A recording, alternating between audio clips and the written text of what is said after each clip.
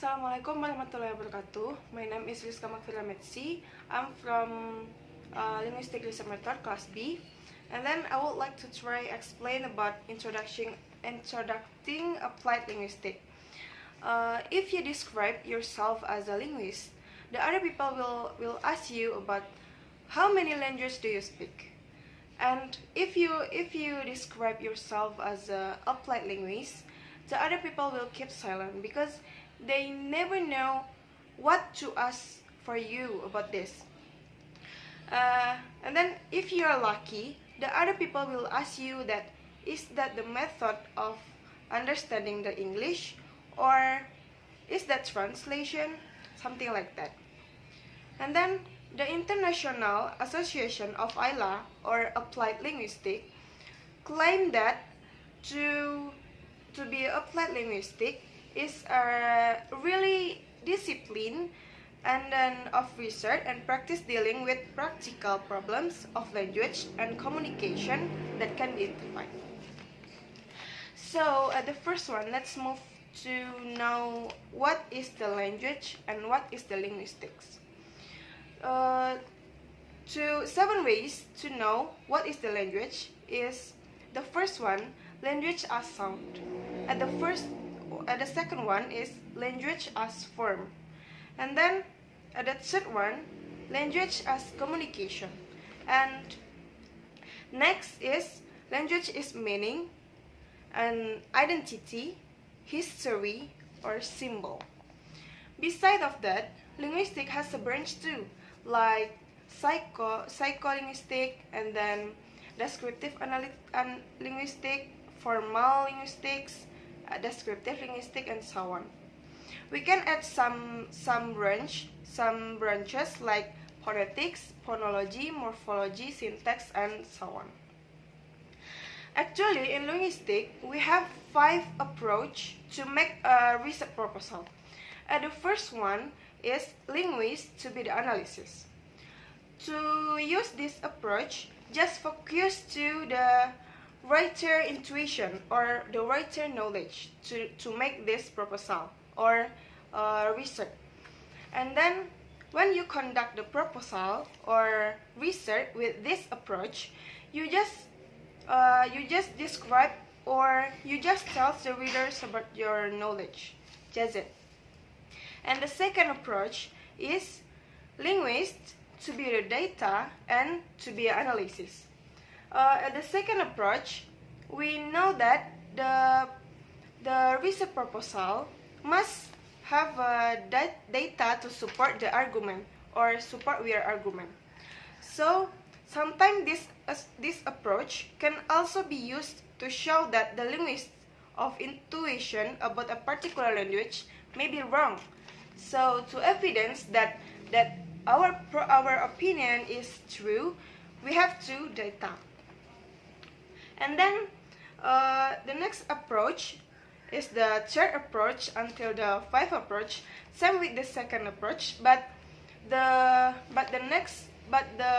this approach focus to the language user itself. And then, so if you use this approach, you must be able to focus with the relationship between the language and the language user itself. Okay, in the next one, I would like to explain about applied linguistics as a problem-solving approach. As we know that linguistics is focused to a language, so if you want to solve that problem with the linguistic, you must be able to know that the problem is have a relation with the language.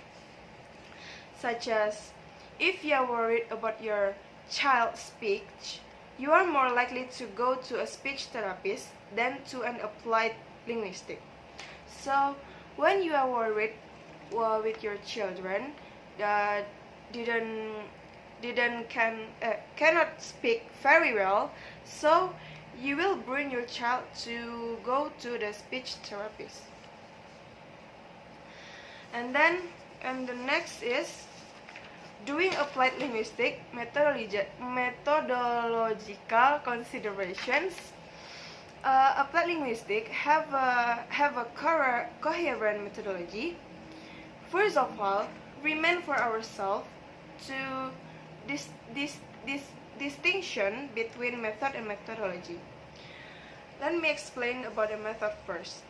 Method refers to specific technique of collecting and analyzing data. For example, the questionnaire is the specific technique. And the second one is methodology. Methodology is the principle or principles that determine how specific methods or tools are deployed and interpreted. Methodology same with our understanding about the one method, but this method that we understand is really specific, and we know that the weakness and the strength for that method. Whatever methodology you choose to adopt, there are certain steps you need to take in conducting a research project. These typically include first, defining the research question. As you know that the function of research question is makes your proposal or makes your journal or makes your research project is very detailed and as a guide to you when you try to make a research proposal. The question has to be researchable, which means that there are potentially different answers to it. And then there is evidence available for you with which to answer the question. So, the other people has a different answer for your research question. And the most common ways of finding research question are through personal experience or reading other people's work. And next is research design. You can normally get a sense of what kind of evidence or data is appropriate for the research question by referring existing studies. What evidence did other researchers use to support their arguments? More specifically, you can ask the following question. You must know what the aim of your proposal research, and then is the data collected under control condition or not, and then is the study conducted over a period of time or at one point in time, and etc. And the third one is data collection. In data collection, we can know that two kinds of the data collection. The first one is interactional data, consists of a continuum with elicited conversation at each end, according to the degree of naturalness. Interactional is more like make the conversation to our target, such as discourse completion, task, recall protocols, or role playing. And the second one is non-interactional data, are data about language practice rather than samples of language practice themselves. So in non-interactional, we don't interaction with our target, but we make a questionnaire or self-reports or standard assessment and laboratory experiments. And the last is analyzing and presentation findings. So when you make a research proposal, data analysis follows closely from research design. How you intend to analyze and present the findings during the design stage of the research process before you start collecting data. So when you try to presenting your data or your final paper, it will be of two kinds, quantitative or qualitative. Quantitative is often analyzed through statistics and presented in various figures, graph, and diagram.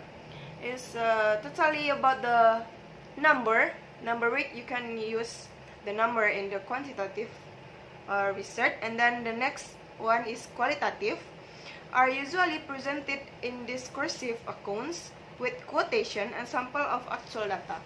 So this is more like the descriptive text when you describe some things and just focus to the sentence, not allowed to make the number in this research proposal. Okay, I think that's all. That's my understanding about the applied linguistics. So that's all. Thank you very much. Assalamualaikum warahmatullahi wabarakatuh.